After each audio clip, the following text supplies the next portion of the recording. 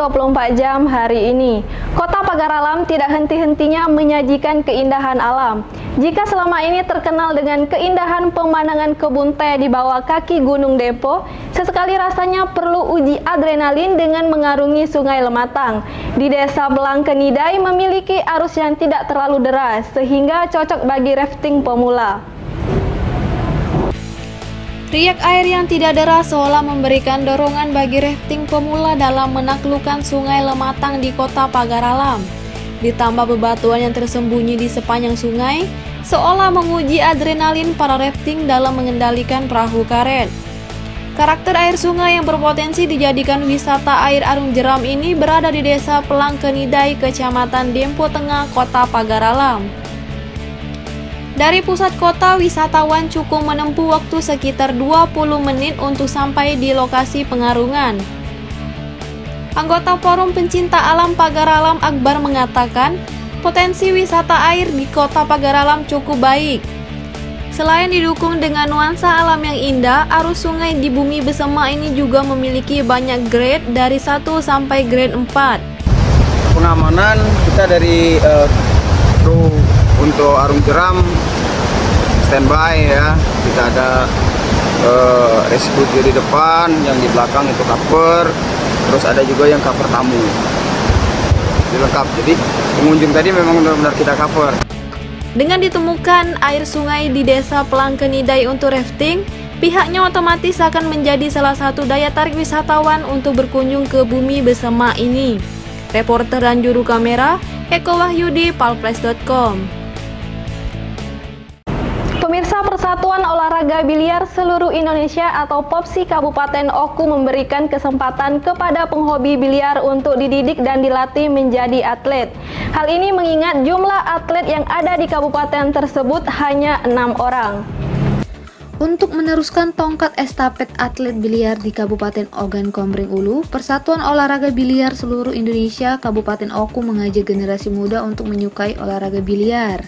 Bahkan, persatuan olahraga ini siap mendidik dan melatih generasi muda untuk menjadi atlet. Pengurus POPSI Oku Sabtono Burlian yang juga atlet nasional mengaku jika olahraga biliar juga perlu regenerasi. Hal ini agar kesinambungan atlet biliar Oku tetap terjaga dan mampu terus bersaing dengan atlet di luar daerah. POPSI DW itu terbuka, jadi kita tidak tunjuk sistem tunjuk tidak. Jadi siapapun yang punya KTP Ogan Komering Ulu terbuka, silakan dengan niat menjadi atlet. Untuk seleksi pun kita terbuka. Intinya yang terbaik itulah akan yang mewakili Oku untuk event ke depan. Himbauan saya untuk Pemkab agar lebih diperhatikan lagi untuk cabang olahraga biliar ini, karena dari tahun 2000 itu olahraga biliar itu di Oku ini barometernya Sumatera Selatan. Dan prestasi nasional internasional pun atletnya itu dari Ogan Komering. Menurut Sabtono, saat ini jumlah atlet biliar Oku yang aktif berlaga di setiap kejuaraan baik lokal maupun provinsi dan nasional berjumlah 6 orang atlet termasuk dirinya. Oleh karenanya, menurut dia diperlukan bibit-bibit baru atlet biliar Oku agar ke depan cabang olahraga biliar dapat semakin meningkat dalam meraih prestasi. Reporter dan juru kamera Yenson, palpres.com. Hasil budidaya tanaman hidroponik memang tiada duanya. Selain sayurannya terlihat lebih segar, kandungan vitamin sangat baik bagi tubuh. Seperti hasil tanaman hidroponik yang dikelola Posyandu Melati, hanya dengan memakan waktu 20 hari, tanaman seperti sawi sudah bisa dipanen. Menariknya, hasil panen perdana ini diberikan secara gratis kepada warga. Hijaunya warna sayur sawi memberikan rasa segar jika sedang berada di Posyandu Melati. Meski memiliki lahan yang tidak begitu luas, Posyandu Melati masih bisa memanfaatkan lahan tersebut dalam membudidayakan tanaman sawi dan sawi sendok. Ya, Posyandu Melati rupanya membudidayakan tanaman sawi dengan cara hidroponik. Hanya dalam waktu 25 hari, pengelola sudah bisa panen sayur sawi. Hebatnya, hasil panen itu diberikan kepada warga yang ada di sekitar Posyandu. Masih Rita, Posyandu Melati merupakan posyandu percontohan pertama yang ada di Kelurahan Kalidoni sehingga diharapkan akan mampu memberikan motivasi bagi masyarakat untuk bisa meniru apa yang telah mereka lakukan. Reporter dan juru kamera Kurniawan, palpres.com. Berita terakhir Sumsel 24 jam hari ini. Meski di tengah pandemi COVID-19, ada saja kegiatan yang dicetuskan Museum Negeri Sumatera Selatan dalam mempublikasikan museum kepada masyarakat. Kali ini, museum milik pemerintah Provinsi Sumatera Selatan menggelar lomba karya tulis dan foto jurnalistik.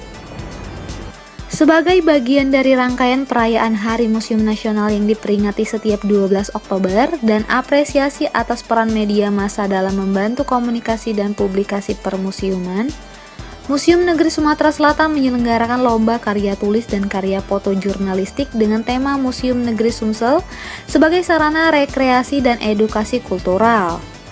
Tema lomba karya tulis dan karya foto jurnalistik ini terbagi dalam 3 kategori topik antara lain koleksi Museum Negeri Sumsel dari masa ke masa, keberadaan Museum Negeri Sumsel sebagai destinasi wisata sejarah, peran dan tanggung jawab Museum Negeri Sumsel menyelamatkan aset bersejarah di Sumsel. Kepala UPTD Museum Negeri Sumatera Selatan Haji Chandra Amprayadi SH menjelaskan, periode pengumpulan karya tulis dan karya foto mulai 1 Januari hingga 31 Oktober 2020. Masing-masing kategori karya tulis dan karya foto akan dipilih 3 karya terbaik dan akan diumumkan pada puncak perayaan Hari Museum Nasional di Museum Negeri Sumsel 10 November 2020 nanti. Untuk para pemenang, pihaknya menyiapkan hadiah dengan total puluhan juta rupiah, yakni juara 1 setiap kategori sebesar 4 juta rupiah, juara 2 3 juta rupiah, dan juara 3 2 juta rupiah. Reporter dan juru kamera tim redaksi Sumsel 24 jam. Demikianlah berita Sumsel 24 jam hari ini. Saya Sri Devi, sampai jumpa.